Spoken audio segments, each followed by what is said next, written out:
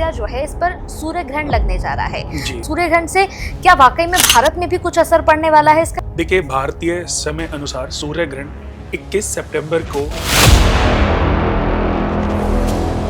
और इसका जो प्रभाव है वो भारत में। कुणाल जी, जिन लोगों की मृत्यु हो चुकी है, क्या ये संभव होता है कि जिसकी मृत्यु हुई है वो उसी परिवार में दोबारा जन्म ले ले? कुंडली के माध्यम से हम जान सकते हैं। तो कभी ऐसा केस आपके सामने आया कि जिसमें आपसे बताया गया हो कि मेरे पितृ मुझसे बहुत नाराज हैं और जिसकी वजह से मेरे घर में बड़ी तबाही मची हुई है? आज जिनके माता पिता हैं और वो आज अपने माता पिता की सेवा नहीं कर रहे हैं, पिताजी के या मदर के डेथ होने के बाद आप बहुत कुछ कर रहे हो, तो ये आप श्राद्ध नहीं कर रहे हो, ये आप दिखावा कर रहे हो, ये आप प्रेजेंटेशन दे रहे हो। कैसे हैं आप सभी? बहुत बहुत स्वागत है आप सभी का इस पॉडकास्ट में। मैं आप सभी के साथ हूं कंचन। आज का पॉडकास्ट हमेशा की तरह बहुत ही स्पेशल, खास और विशेष होने जा रहा है, क्योंकि जितने भी पॉडकास्ट मैं आपके सामने लेकर आती हूं, उन पॉडकास्ट से आप कुछ ना कुछ तो सीख कर समझ कर जरूर जाते हैं।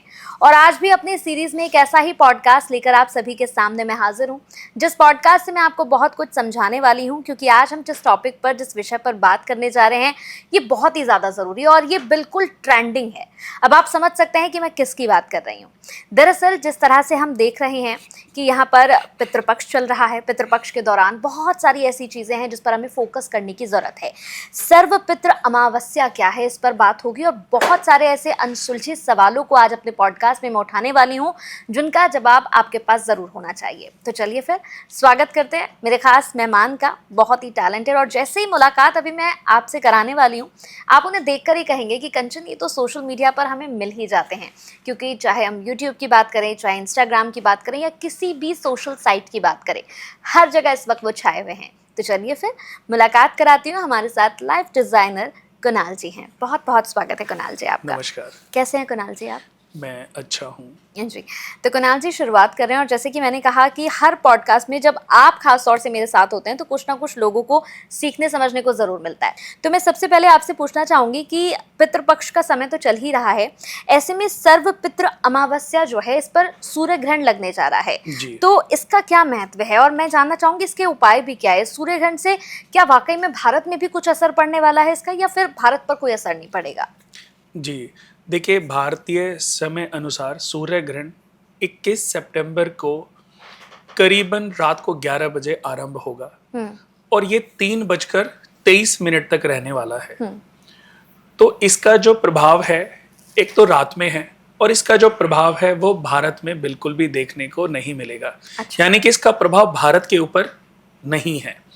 अगर मैं बात करूं कि इसका प्रभाव कहां पर पड़ने वाला है, तो जो न्यूजीलैंड में लोग रहते हैं, अंटार्कटिका में जो लोग रहते हैं, ऑस्ट्रेलिया या दक्षिणी प्रशांत महासागर के एरिया में जो लोग रहते हैं, उनके ऊपर इसका प्रभाव पड़ने वाला है। और अफ्रीका में भी कुछ शहर ऐसे होंगे जिन शहरों के ऊपर इस ग्रहण का प्रभाव पड़ेगा। अच्छा। पर क्योंकि जैसा कि मैंने बताया कि भारत में उस समय रात को 11 बजे के आसपास ये आरंभ होगा और ये करीबन देर रात 3:23 पे खत्म हो जाएगा। तो ज़्यादातर तो आपने देखा होगा कि जो अमावस्या का समय है, दिन का समय है, लोग अपना पितृपक्ष, जो भी पूजन है, जो भी दान है, जो भी तर्पण है, वो सब चीज़ें कर चुके होंगे। हाँ। तो इसके लिए भारत में जितने भी लोग रह रहे हैं, उनको सोचने की ज़रूरत नहीं है, घबराने की ज़रूरत नहीं है, क्योंकि इसका कोई भी नेगेटिव प्रभाव हमारे देश के ऊपर नहीं पड़ रहा है। और जिन कंट्रीज के ऊपर पड़ रहा है, वहां पर पितरों के बारे में लोग बहुत ज्यादा जानते भी नहीं हैं और बहुत ज्यादा कुछ करते भी नहीं हैं। तो ये जरूर कहा गया है कि जब ग्रहण लग रहा हो तो उस समय किए गए दान का महत्व थोड़ा सा वीक हो जाता है, क्योंकि उस समय व्यक्ति को मंत्र चैंट करना चाहिए। तो जितना वो लोग मंत्र चैंट करेंगे उतना अच्छा है। जैसे लोग न्यूजीलैंड में जो लोग रहते हैं, या अंटार्कटिका में जो लोग रहते हैं, या मैं बात करूं ऑस्ट्रेलिया में या दक्षिणी प्रशांत महासागर के एरिया में मैं बात करूं, तो वहां पर जो लोग रहते हैं उनके लिए यही कहूंगा कि उस समय पर आप ओम नमो भगवते वासुदेवाय इस मंत्र का जाप कर सकते हैं, या ओम ह्रीं गृणी सूर्याय नमः इस मंत्र का जाप कर सकते हैं, या आप ध्यान मुद्रा में बैठ करके आप सूर्य नारायण भगवान के लिए आदित्य हृदय स्तोत्रम को आप अपने YouTube पे बजा सकते हैं या उसका पाठ करने लगें, तो ये करना सूर्य भगवान की पावर को अपग्रेड करने जैसा। यानी कि जब ग्रहण लगेगा तो उस समय समझ लीजिए कि ग्रहण सूर्य भगवान को लग रहा है, तो सूर्य भगवान यानी कि सूर्य भगवान को कष्ट मिलने वाला है उस दौरान में। फिर राहु जब उनको ग्रसेंगे तो वो एक तरीके का सूर्य भगवान के ऊपर कष्ट का समय है, क्योंकि उन्होंने ही तो शिकायत की थी नारायण भगवान को, मोहिनी रूपी नारायण भगवान को, कि जब समुद्र मंथन हुआ तो एक दैत्य ने समुद्र मंथन के बाद जो अमृत कलश निकला था, तो वो भगवान विष्णु जी ने मोहिनी रूप धारण करके उसको बांटना शुरू किया। तो एक दैत्य देव रूप धारण करके उसने अमृत का पान कर लिया देवताओं की पंक्ति में बैठ करके। तब सूर्य भगवान और चंद्र देवता ने शिकायत की मोहिनी रूपी नारायण भगवान को, विष्णु भगवान को। तब विष्णु भगवान ने अपने सुदर्शन से उस राक्षस का सर धड़ से अलग कर दिया। तो जो सर का हिस्सा है वो राहु और धड़ का हिस्सा है वो केतु।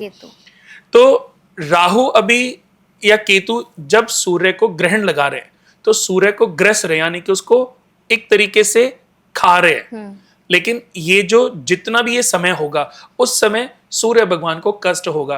तो जब किसी को कष्ट मिलता है तो उनकी पावर को, उनकी शक्ति को, उनकी सहनशीलता को अपग्रेड करने के लिए हम मंत्रों के रूप में उनको शक्ति प्रदान कर सकते हैं। और मैं आपको बता दूं कंचन जी, आज जितनी भी हम पूजा पाठ करते हैं, जितने भी यज्ञ अनुष्ठान करते हैं, मंत्र चैंटिंग करते हैं, या कोई भी देवता को प्रसन्न करने के लिए जो उनकी पूजा उपासना करते हैं, तो ये एक तरीके का उनको एक हविष रूपी शक्ति प्रदान करने जैसा एक अच्छा सरल उपाय है। जब आप कुछ अच्छा करते हो तो देवताओं की शक्तियां बढ़ती हैं, और जब आप कुछ गलत करते हो, नेगेटिव थॉट्स अपने मन में लाते हो, किसी के साथ बुरा करते हो, तो ये राक्षसों को शक्ति प्रदान करता है। तो जितना देवताओं को, या जैसे सूर्य ग्रहण पड़ रहा है उस समय देवताओं की, सूर्य भगवान की हम पावर को अपग्रेड करेंगे तो वो उनके लिए काफी बेनिफिशियल साबित हो सकता है। तो जिन जगहों पर ग्रहण का प्रभाव रहेगा वहां पर जो लोग इंडियंस हैं, जो भारतीय लोग वहां पर हैं, तो वो सूर्य नारायण भगवान का मंत्र चैंट कर सकते हैं। ओम ह्रीं गृणी सूर्याय नमः, ओम ह्रीं गृणी सूर्याय नमः, या उनका जो बीज मंत्र है ओम ह्रां ह्रीं ह्रौं सह सूर्याय नमः, इस मंत्र का जाप करके भी काफी इससे रिलीफ सूर्य भगवान को भी मिलेगा और खुद को भी इसका बड़ा पॉजिटिव फल मिलेगा। देखो, सूर्य जो है हमारे शरीर में हमारी आत्मा का मालिक है। हमारा हृदय सूर्य से देखा जाता है। हमारे शरीर में जो मस्तिष्क है, जो हमारा ब्रेन है, ये सूर्य से विचारा जाता है। तो सूर्य हमारे शरीर में बहुत बड़ा रोल प्ले करता है, क्योंकि हमारी आत्मा है। आत्मा शरीर से निकल गई तो ये शरीर तो अब जीरो हो गया। बिल्कुल। आत्मा जो है वो सूर्य है और जो मन है वो चंद्रमा है। तो इन दोनों ग्रहों का हमारे जीवन में बहुत बड़ा रोल प्ले होता है। तो जब सूर्य और चंद्रमा को ग्रहण लगता है तो कहीं ना कहीं हर दुनिया का हर इंसान इफेक्टिव होता है। तो इसके लिए सबसे अच्छा है कि अगर आप चाहते हैं कि आपकी आत्मा अच्छे रहे, आपका हृदय अच्छा रहे, मस्तिष्क अच्छा रहे। बहुत लोगों को देखो ब्रेन हेमरेज होता है, बहुत लोगों को यकृत भूलने की बीमारी होती है, मस्तिष्क से कितने लोगों को मस्तिष्क में ब्लड क्लॉट हो जाते हैं, पैरालिसिस अटैक होते हैं, या उनके हृदय विकार उत्पन्न होता है, स्टंट डलते हैं, heart attack, open heart surgery होती है। ये ना हो, मनस्थिति बिगड़े ना, मेंटली चीजें ना बढ़े, ओवर थिंकिंग ना बढ़े, तो उसके लिए सूर्य और चंद्रमा को तो हमेशा बल देना अच्छा ही माना गया है। अच्छा। हम छोटे छोटे उपाय करके भी दे सकते हैं, इनकी मंत्र चैंटिंग करके भी दे सकते हैं, और जब भी ग्रहण पड़े तो इन ग्रहों की मंत्र चैंटिंग जरूर करनी चाहिए ताकि हम इन ग्रहों को बल मिल सके। बहुत लोग उस पीरियड में भी मैंने देखा है, जिन लोगों को पता नहीं है तो वो तो मैं क्या बोलूं उनके लिए, बट जिन लोगों को पता है, ग्रहण का महत्व पता है, इन ग्रहों के बारे में जानकारी है, और उस पीरियड में लोग पार्टी कर रहे हैं, अय्याशी कर रहे हैं, फिजिकल इन्वॉल्व हो रहे हैं, तो ये कदापि नहीं करना चाहिए, क्योंकि भविष्य में इसका बहुत बड़ा खामियाजा आपको भुगतना पड़ेगा। कंचन जी, एक बात मैं बताता हूं कि बड़ी मुश्किल से ये मनुष्य का जीवन मिला है, ये इजी नहीं है। बिल्कुल। और दुनिया का हर इंसान, चाहे वो अमीर है चाहे वो भिखारी है, और बड़ा किस्मत वाला है कि उसको मनुष्य का जीवन मिला है। बिल्कुल। और मैं आपको बता दूं कि 84 लाख योनियां होती हैं। उन 84 लाख योनियों में 30 लाख बार तो वृक्ष के रूप में, पेड़ पौधों के रूप में जन्म लेना पड़ता है। लोग अपने फायदे के लिए, मकान बनाने के लिए, अपने सुख के लिए पेड़ों को काट देते हैं। दर्दनाक मृत्यु होती है, वो भी आरी से काटना। तो पेड़ों को काटना मतलब उसके उस जन्म से उसको कष्ट रूप में उसको मृत्यु देना। भाई पेड़ तो मर गया, आपने लकड़ी सूखी उसको यूटिलाइज किया, लेकिन पेड़ की हत्या हो गई। तो 30 लाख योनियां जो हैं वो वृक्षों की होती हैं। 30 लाख योनियों के बाद 9 लाख योनियों में जलचर के रूप में जन्म लेना पड़ता है, जन्म मिलता है। 9 लाख के बाद 11 लाख कीड़े मकोड़ों के रूप में जन्म मिलता है। 10 लाख कीड़े मकोड़े और 11 लाख पक्षियों के रूप में जन्म मिलता है। उसके बाद 20 लाख योनियों में पशुओं के रूप में जन्म लेना पड़ता है। एक दूसरे को मार काट करके पशु खा जाते हैं, आपने देखा होगा। एक पशु दूसरे को आहार बना लेता है। उसके बाद जन्म मिलता है गौ माता का। अगर आप कैलकुलेट करोगे 30 लाख, 9 लाख, 10 लाख, फिर 11 लाख और 20 लाख पशु, और फिर एक जन्म मिलता है गाय माता का, गौ माता का। सबसे महत्वपूर्ण जन्म होता है। फिर उसके बाद जन्म मिलता है मनुष्य की योनि में। शूद्र वर्ण, फिर वैश्य वर्ण, फिर क्षत्रिय वर्ण, फिर ब्राह्मण वर्ण, फिर जाके मोक्ष की प्राप्ति होती है। तो मनुष्य का जन्म बड़े सौभाग्य से प्राप्त होता है। तो लोग आज इसको जाने अनजाने इतना महत्वपूर्ण जन्म इसको गंवा देते हैं। वाकई में, मतलब ये तो मैं बहुत अच्छी आपने बात कही कि मनुष्य का जो जीवन है वो बड़ा, मतलब बहुत कुछ आप देखकर आते हैं। आप अगर इसको स्टडी करोगे, इसको रिसर्च करोगे, इसको पढ़ाई करोगे, शास्त्रों में भी लिखा हुआ है, पर आज के समय पे तो गूगल पे भी हर चीजें मिल जाती हैं। बट इसको सच में अगर आप स्टडी करोगे या आप लोग इसको समझना चाहोगे तो ये समझ आएगा कि कितना महत्वपूर्ण है मनुष्य का जीवन। बिल्कुल बिल्कुल। और देखो आज मनुष्य ही क्या कर रहा है, मनुष्य ही मनुष्य के जीवन को समाप्त कर रहा है। बिल्कुल। छोटे से लालच के लिए, थोड़े से पैसे के लिए एक मनुष्य को मार देता है, थ्रेट देता है, मारने की धमकी देता है। कितनी मुश्किल से, कितनी योनियों को पार करके मनुष्य का जन्म मिला। बिल्कुल। और हमने पेट में ही बच्चे को मार दिया। कितने जन्म हमारी भी डेथ ऐसी ही होगी। आज कोई मिसकैरेज कराता है, कोई अबॉर्शन कराता है ये जान करके कि ये बेटा नहीं है बेटी है, तो वो पेट में ही अपनी बच्ची को सजा देता है, कष्ट देता है। अब उसका जन्म कितनी बार उसको इस ऐसी योनियों में जन्म मिलता रहेगा, लेकिन उसको भी मृत्यु प्राप्त होती रहेगी। बिल्कुल सही। कुणाल जी, जिन लोगों की मृत्यु हो चुकी है, क्या ये संभव होता है कि जिसकी मृत्यु हुई है वो उसी परिवार में दोबारा जन्म ले ले? देखो, कुंडली के माध्यम से हम जान सकते हैं। जैसे अगर किसी जातक की जन्म कुंडली में जैसे अगर आपको ये समझना है कि आपके घर में कोई पूर्वज वापस तो नहीं आए, तो आपको ये देखना है कि आपके 5वें घर का जो संबंध है वो या तो 12वें घर से है, या आपके 5वें घर का जो संबंध है वो 9th हाउस से है, या आपके 5वें का संबंध अपने से 12वें 4th हाउस में बना हुआ है। तो ऐसे कई बार चांसेस होते हैं। ये इंडिकेशन देते हैं कि आपके घर में आपके कोई एंसेस्टर्स, कोई आपके पुराने पितृ दोबारा से जन्म ले सकते हैं। क्या कभी आप तो लगातार कितनी कुंडलियां अभी तक पढ़ चुके हैं और आपके क्लाइंट्स तो इंडिया से बाहर भी हैं, तो कभी ऐसा केस आपके सामने आया कि जिसमें आपसे बताया गया हो कि मेरे पितृ मुझसे बहुत नाराज हैं और जिसकी वजह से मेरे घर में बड़ी तबाही मची हुई है? इस तरह के केसेस आए आपके आगे? देखो, ऐसे केसेस तो आए हैं और ऐसे मैंने बहुत लोगों को देखा भी है जिनके पितृ, क्योंकि देखो जो हमारे पूर्वज हैं, आज मैं बता दूं, और बहुत ही ये आपने क्वेश्चन किया है ना, तो मुझे याद आ गया और मुझे लगता है ये ज्ञान लोगों के लिए बहुत ही महत्वपूर्ण भी है। आज हम पूजा पाठ करते हैं, यज्ञ अनुष्ठान करते हैं, दान पुण्य करते हैं, तो हम क्या करते हैं? प्रेजेंटेशन देते हैं, दिखावा करते हैं कि मैंने आज 10,000 लोगों को या 100 लोगों को भंडारा कर दिया। ये प्रेजेंटेशन चल रही है। और किसके नाम पर? अपने पिताजी के नाम पर, अपनी दादी के नाम पर, अपनी माताजी के नाम पर। मंदिरों में बहुत सारी जगहों पे या प्याऊ लगवा दी, ये कर दिया, वो कर दिया, बहुत सारी चीजें। बट मैं कहता हूं आज जिनके माता पिता हैं और वो आज अपने माता पिता की सेवा नहीं कर रहे हैं, अपने माता पिता की सेवा नहीं कर रहे, उनको केयर नहीं कर रहे, उनको रोज पानी नहीं दे रहे हैं, तो उनको ये अपने भविष्य में किसी भी दिखावे को करने का कोई अधिकार नहीं है, वो उस अधिकार से वंचित हैं। बिल्कुल। अब आज आप पिताजी के या मदर के डेथ होने के बाद आप बहुत कुछ कर रहे हो, तो ये आप श्राद्ध नहीं कर रहे हो, ये आप अपने माता पिता के लिए दान नहीं कर रहे हो, ये आप दिखावा कर रहे हो, ये आप प्रेजेंटेशन दे रहे हो। तो इस प्रेजेंटेशन का कोई फायदा नहीं है, क्योंकि इससे भी आप पाप के भागीदार बन रहे हो। क्योंकि जब जरूरत थी, जब समय था, तब आपने उनको समय नहीं दिया, जब जरूरत थी उनको आपकी, तब आपने उनकी जरूरतों को पूरा नहीं किया। आप घूमते रहे, पार्टियां करते रहे, अपनी जिंदगी को एंजॉय करते रहे, लेकिन वो बेचारे घर में आपके बच्चों की टेक केयर करते रहे, वो घर में तड़पते रहे। कभी उनके दर्द में, कभी उनकी परेशानी में आपने उनका सुख दुख के बारे में पूछना ही नहीं चाहा।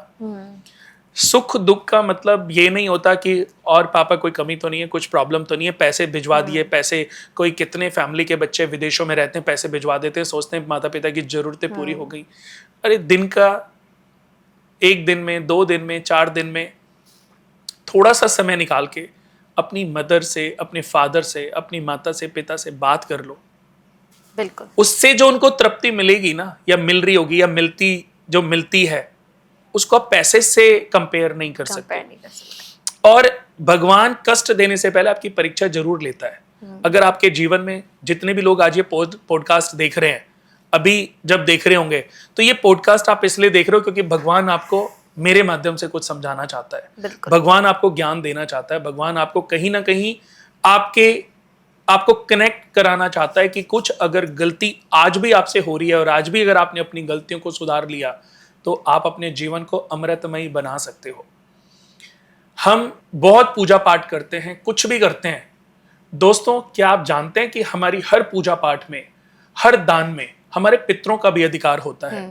और अगर हम उनके लिए हिस्सा नहीं निकालते, तो हमारे जो पितृ हैं, अगर उनको मोक्ष नहीं मिला है, तो हमारी पूजा के सभी पुण्यों को वो चोरी कर लेते हैं। 90% लोग ये कहते हैं कि हम बहुत दान करते हैं, पूजा पाठ करते हैं, बट हमें फल नहीं मिलता, क्योंकि वो पूजा पाठ, वो दान अपने लिए कर रहे हैं। उन्होंने कभी पितरों के लिए कोई पूजा पाठ, कोई दान नहीं किया। अगर वो करते तो शायद ये स्थिति उत्पन्न ना होती, उनको ये सवाल ना करना पड़ता, जी हम तो बहुत अच्छा करते हैं, हम तो बहुत दान करते हैं, लेकिन बहुत प्रॉब्लम है, बहुत कष्ट है।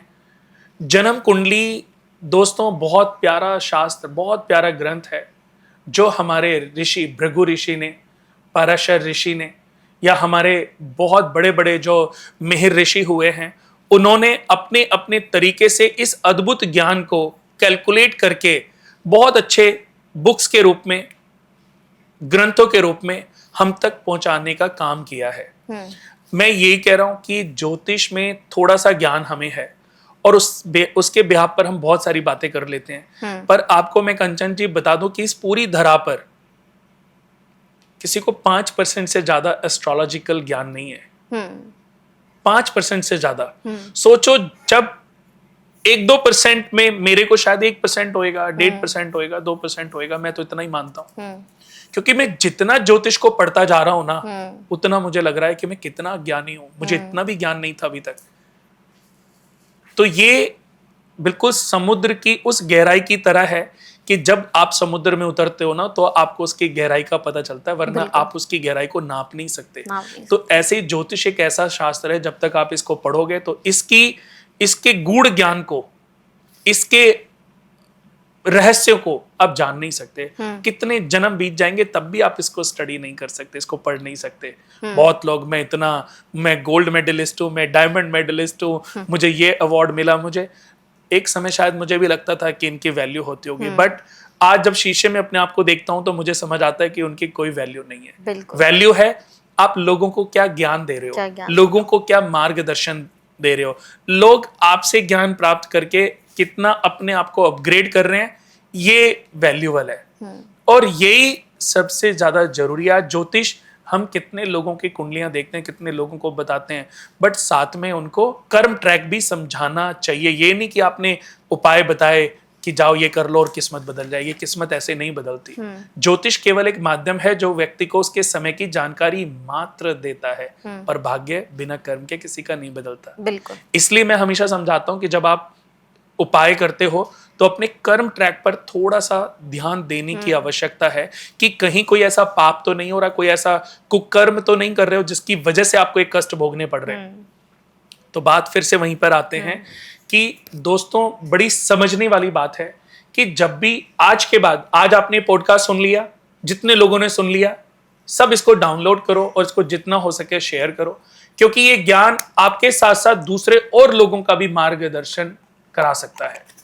जब भी आप पूजा पाठ करते हो ना, गंगा जी में जाते हो, डुबकी लगाते हो, किसी भी मंदिर में जाते हो, हाथ जोड़ते हो, माथा टेकते हो, कोई भी घर में पूजा करते हो, कोई भी दान करते हो, तो आपने गंगा जी में गए, सबसे पहले आपने अपने पूर्वजों के नाम पे डुबकी लगानी है कि हे गंगा मैया, मैं अपने पितरों के नाम पर ये डुबकी लगा रहा हूं, मेरे पितरों को मोक्ष प्रदान करें।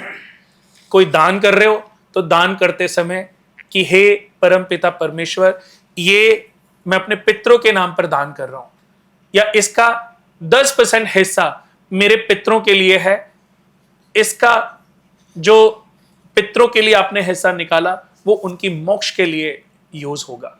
आपने कोई भी पूजा पाठ करी तो सबसे पहले अपने पितरों के लिए पंडित जी को बोलें कि इसमें हमारे पितरों का तर्पण भी, हर पूजा में पितरों का तर्पण जरूर कराना चाहिए, ताकि उनको जितना हिस्सा चाहिए, जितना हिस्सा वो अगर अच्छे ब्राह्मण हैं, वो उतना एक्स्ट्रा हिस्सा, एक्स्ट्रा पूजा उनके पूर्वजों के नाम पर जरूर करते हैं। हम सूर्य विष्णु यज्ञ कराते हैं, हम हरिहरात्मक यज्ञ कराते हैं, ये बड़े अनुष्ठान है, या हवन कराते हैं, या कोई भी रुद्री चंडी या सच चंडी या महामृत्युंजय, तो हम हर पूजा से पहले 1.25 लाख पितृ गायत्री, या अगर महामृत्युंजय है तो उसमें भी कुछ मंत्र चैंट पितृ गायत्री के कराते हैं, ताकि जो हम पूजा कर रहे हैं उसमें उसका फल जो है आपके पूर्वज चोरी ना करें।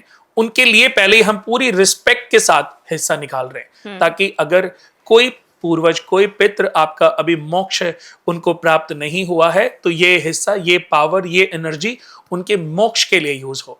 अगर आप ऐसा करना आरंभ कर देंगे ना, आपकी पूजा का फल बढ़ जाएगा। आपके पूर्वज, आपके पितृ, जिन्होंने वजह से आपकी ये सक्सेस मिली है, जिनकी वजह से आज आपका ये नाम है, ये मान सम्मान है, सोचो अगर वो पूजा में बैठ करके वो आपको देख रहे हैं कि आप उनके लिए हिस्सा निकालोगे, और आप हिस्सा निकालते ही नहीं, आप तो सिर्फ अपने लिए मांगते हो, अपनी विश मांगते हो, धन मांगते हो, सुख शांति मांगते हो, लेकिन पितरों के लिए कभी सिर्फ सोचना, अपने आप से सवाल करना, क्या कभी जीवन में किसी पूजा में आपने अपने पितरों के लिए कोई कुछ मांगा है?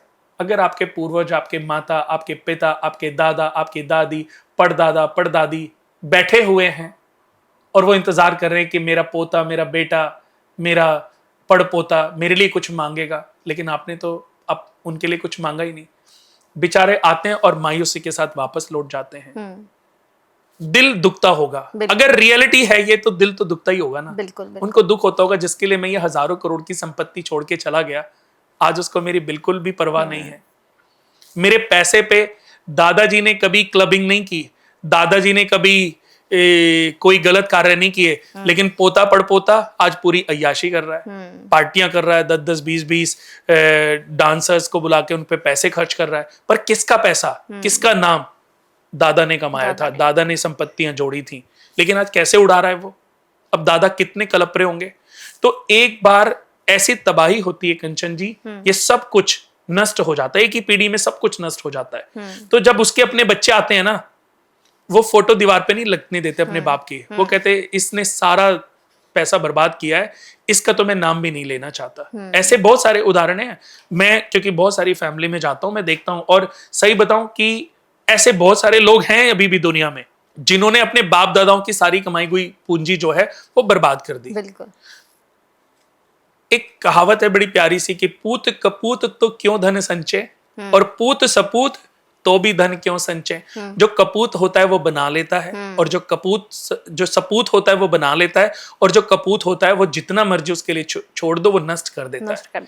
इसलिए अपने बच्चों के लिए प्रॉपर्टियां, पैसा तो बनाना अच्छी बात है, पर संस्कार डालने बहुत जरूरी है, ताकि आपने जो पैसा बना करके दिया, आपने जो स्टेट्स, जो संपत्ति अपने बच्चों के लिए बना के दी, उसको वो बढ़ा पाए।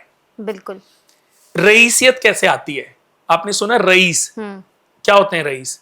रईस बहुत रिच। रिच। तो रईसियत कैसे आती है, मैं आज आपको समझाता हूं।